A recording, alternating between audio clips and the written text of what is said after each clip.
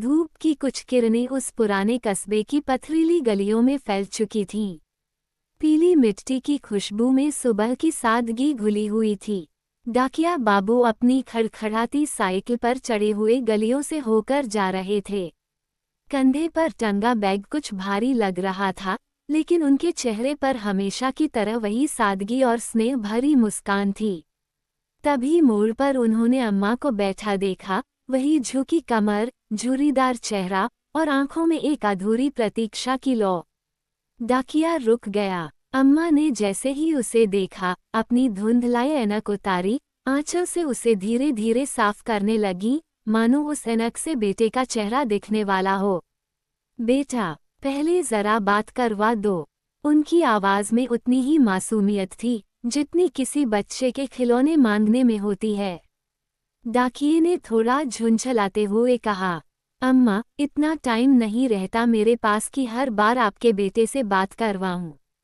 अम्मा धीरे से मुस्कुराईं, बस थोड़ी देर की ही तो बात है बेटा। उसने हार मानते हुए मोबाइल निकाला, नंबर डायल किया और मोबाइल अम्मा की ओर बढ़ा दिया।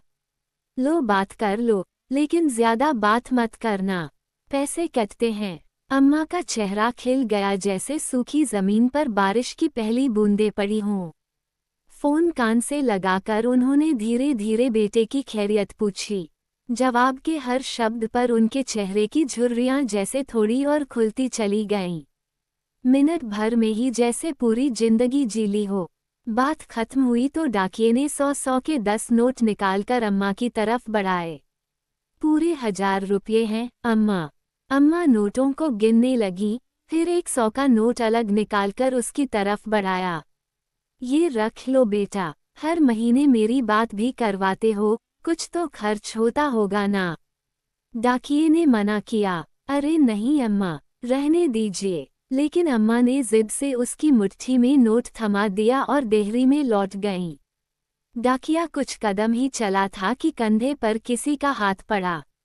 मुड़कर देखा तो रामप्रवेश खड़ा था, उसी कस्बे में मोबाइल की दुकान चलाने वाला। भाई साहब, हर महीने आप ये क्यों करते हैं? रामप्रवेश की आंखें उसके चेहरे को टटोल रही थीं। डाकिया थोड़ा चौंका, क्या किया मैंने भाई साहब? आप हर महीने अम्मा को अपनी जेब से पैसे देते हैं और फिर मुझे फोन पर इनसे बेटे की तरह बात करने के लिए पैसे भी देते हैं। क्यों? डाकिये की आंखें झुक गईं, जैसे कोई राज अचानक सामने आ गया हो। थोड़ी देर चुप रहने के बाद उसने कहा, मैं पैसे इन्हें नहीं, अपनी अम्मा को देता हूँ। मतलब? डाकिये ने एक गहरी सांस ली। कुछ महीने पहले इनके बेटे की संक्रमण से मौत हो गई थी।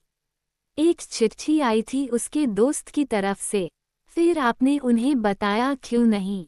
नहीं कह पाया भाई साहब। इन आंखों में हर महीने उम्मीद दिखती है कि बेटा ठीक है और रुपए भेज रहा है। वो उम्मीद तोड़ना नहीं चाहता, लेकिन ये तो आपकी माँ नहीं है।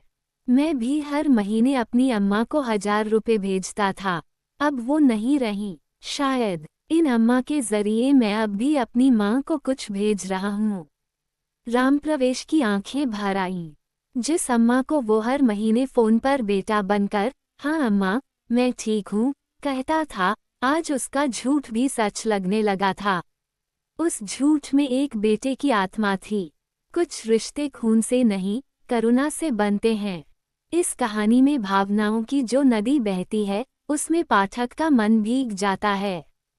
ये सिर्फ एक बूढ़ी माँ की नहीं, हर उस माँ की प्रतीक्षा की कहानी है, जो बस एक आवाज़ के लिए जीती है।